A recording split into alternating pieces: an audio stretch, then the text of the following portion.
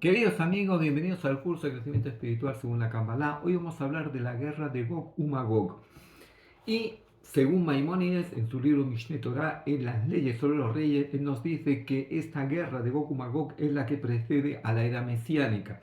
Y por tanto, esta guerra son como los dolores de parto que anuncian una nueva vida, un nuevo amanecer.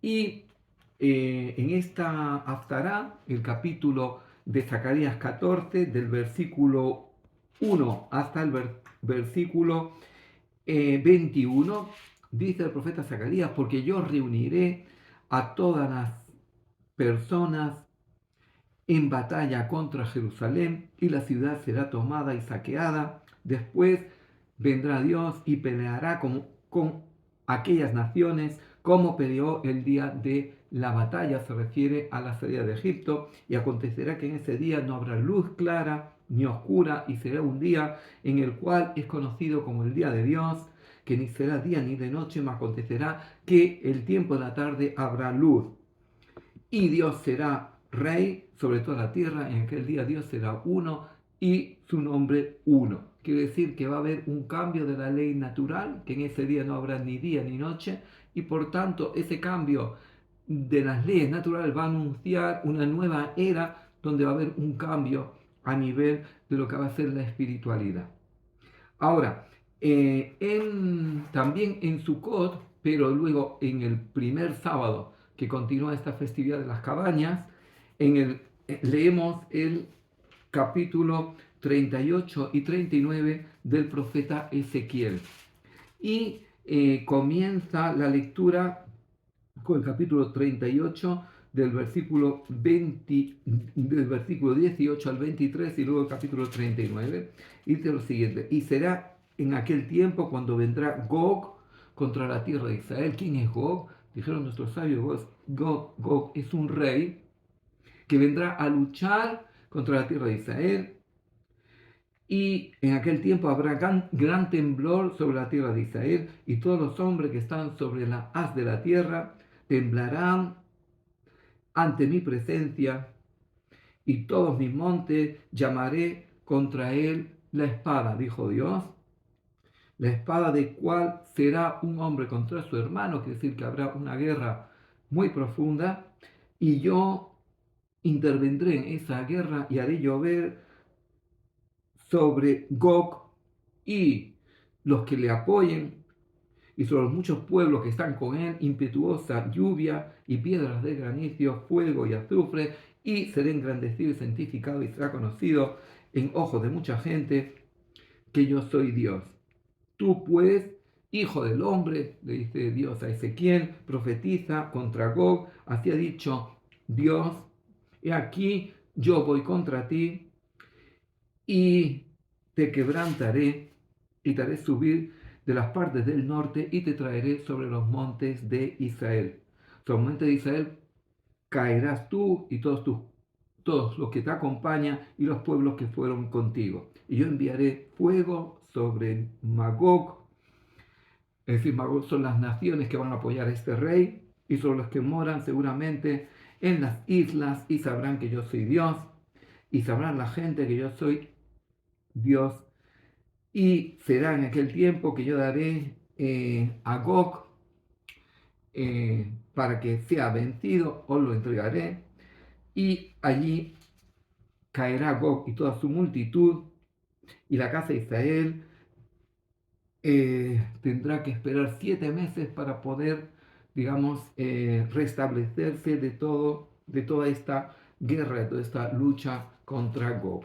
Ahora, el Rab Ay Gaon, que es el Rab Hai Ben Shevira, que nació en 939 en Babilonia y murió en 1038 en Pumbedita, en Irak, él escribe, dice: ¿por qué se lee justamente estos versículos del libro de Zacarías en la festividad de Sukkot, y luego los versículos del capítulo 38 y 39 de Ezequiel en el sábado de la misma festividad de Sukkot? Dice, porque tenemos una tradición que la guerra de Gog y Magog va a comenzar en la festividad de Sukkot. Dice, ¿y cuándo va a ser la redención, la era mesiánica? Dijeron nuestros sabios que en Nisan, es decir, en la primavera, en la fiesta de Pesach, que es el mes de Pesach, el mes de Nisan, que es la salida de Egipto.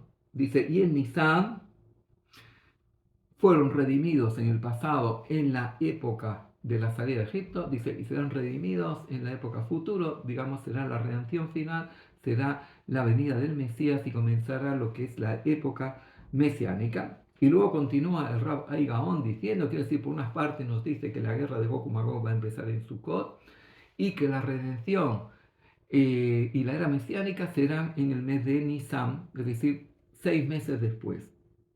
Y posteriormente nos dice, ¿y por qué en Pesaj leemos el capítulo 37 del profeta Ezequiel? Dice, ¿y qué habla el profeta Ezequiel en el capítulo 37? Dice, habla de la visión de los huesos secos. Y dice, ¿por qué leemos el sábado de medio de la festividad de Pesaj esta visión de los huesos secos? Y así dice el profeta Ezequiel en el capítulo 37, versículo 1, dice, y la mano de Dios fue sobre mí y púseme en medio de un campo que estaba lleno de huesos y me hizo pasar cerca alrededor de ellos y aquí que eran muchos huesos los que estaban sobre el haz del campo, secos en gran manera.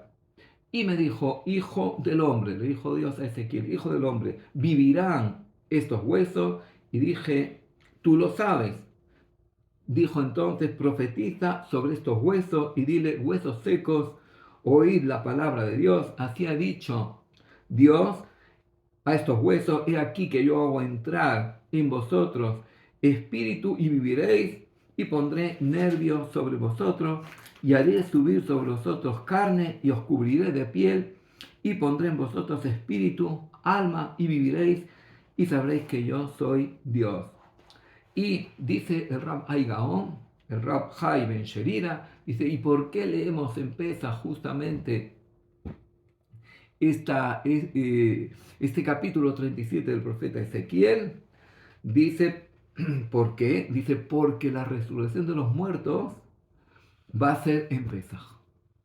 Y por tanto, quiere decir que el mes de Nisan es un mes que está ligado, por una parte, a lo que va a ser la redención, la era mesiánica, dice, pero también la festividad de Pesaj, también que es en el mes de Nisan, dice, está ligada a lo que es la resurrección de los muertos.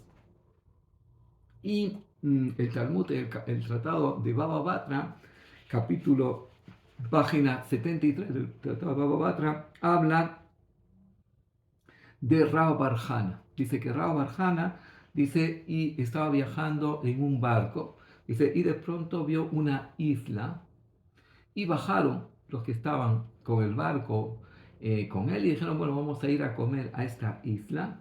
Dice, y vieron como una explanada, y subieron en ella. Dice, y de pronto resultó que era una ballena, y la ballena se dio vuelta, dice, y cayeron, dice, y si no hubiera sido porque el barco estaba al lado de ellos y se fueron nadando hacia el barco, dice, se hubieran hundido y hubieran muerto. El Malbim, uno de los intérpretes del Talmud, Rabbi Meir Lebush Ben Yehiel, que nació en Ucrania en 1809 y murió en Kiev en 1879, él escribe que, dice, al final de nuestro exilio, dice, cuando el pueblo de Israel esté en su tierra con otra nación, dice, se van a sentir seguros y van a pensar que el pueblo domina sobre esa nación. Dice, y sin darse cuenta, dice, de pronto esa nación los hará caer como la ballena. Dice, y si no fuera que el barco está cerca, Dice, si no fuera porque la redención está cerca, dice, se hubieran hundido todos. Quiere decir, si no fuera porque la redención está cerca y Dios va a intervenir para que esa redención venga, dice, hubieran caído todos. Y por tanto, dice el Zohar en la Perashá de Vayera, en la página 32, en nombre de Rab Hilla, Rab Yossi. Dice que iban en el camino Rabbi Yossi y Rabbi Hilla, y Rabbi Hilla empezó a suspirar con suspiros profundos. Y le dijo Rabbi Yossi a Rabbi Hilla, dice, ¿qué te pasa? ¿Por qué estás suspirando de esta forma? Dice, no, porque estoy recordando el capítulo donde Sara era estéril y no podía tener hijos. Y le dijo Rabbi Yossi, dice, sí, pero Dios le hizo un milagro para que pudiera tener un hijo a través del milagro. Y dice, sí, pero por otra parte, hasta que él hizo un milagro, dice, ya Abraham había tomado previamente a Agar y había tenido un hijo con ella, Ismael. Y aquí se va a generar una rivalidad entre hermanos. Y dice, y me está viniendo en profecía, dice, en una iluminación, me está viniendo que al final de los tiempos, Ismael va a obstaculizar el retorno del pueblo de Israel a su tierra. Y vemos por otra parte que el Talmud, en el Tratado de Sotá, página 49, y también en el Tratado de Sanedrín, página 97, habla de Igbeta de Meshiach, habla de las señales previas a la venida del Meshiach. Y en las señales previas a la venida del Meshiach nos dice que que dice, la insolencia va a prosperar, los hijos no van a escuchar a los padres, el gobierno se va a convertir en gobierno agnóstico y la generación va a ser como generación del perro. Dice, ¿qué quiere decir la generación del perro? Dice, cuando un perro recibe una piedra, dice, el perro muerde la piedra porque piensa que la piedra la que lo dañó y no es capaz de ver cuál es el origen. Quiere decir que no nos paramos a ver las consecuencias de nuestras acciones. Y dijo el Rav Meir Abulafia, comentando este fragmento del Talmud hace 800 años, que vivió en Tiberia, dice, según lo que estamos viviendo en nuestra época, hace 800 años, dice, el Mesías tenía que haber venido ya, porque ya estamos en generación. Entonces, si en esa época el Rebbe Meir Abulafia lo vivió de esa forma, cuanto más que vemos que estas señales hoy en día se están dando con mucha más intensidad. Y nosotros decimos en el Zohar, en Bereshit, en Bereshit número 36, dice que a raíz de la destrucción del templo se generó una ocultación del rostro de Dios. Dice, y el Cohen, cuando bendice al pueblo de Israel, dice, el segundo versículo, Yael Hashem panav eleja bejuneka, que Dios ilumine su rostro a ti y te dé gracia. Dice, ¿qué quiere decir que ilumina su rostro? Que volvamos a tener esa clarividencia, que volvamos a tener esa visión de Dios, de no sentir esa lejanía de Dios. Y por eso el rey David dice, Alta Esther paneja mimeni, no ocultes mi rostro de mí. Y dice, y por tanto, dice el Tratado de Sanedrín, en capítulo 98, y con esto terminamos, dijo Rav Ula, dice, yo no quiero estar en la época que venga el Mesías, porque van a haber muchas angustias. Dijo Rav Yosef, dice, yo sí quiero estar, porque yo quiero tener el placer de vivir esa época posterior, de esa luz de espiritualidad. Y el Zohar en el tratado en la Perashá de Shemot dice que lloró Rabbi Shimon Bar Yochai y dijo, Pobre del que esté en esa época previa a la venida del Mesías, porque va a ser una época dura de muchas angustias, de muchas tragedias, de mucho dolor, pero van a ser como los dolores de parto que anuncian, digamos, la época mesiánica, y eso va a ser la guerra de Gog y Magog.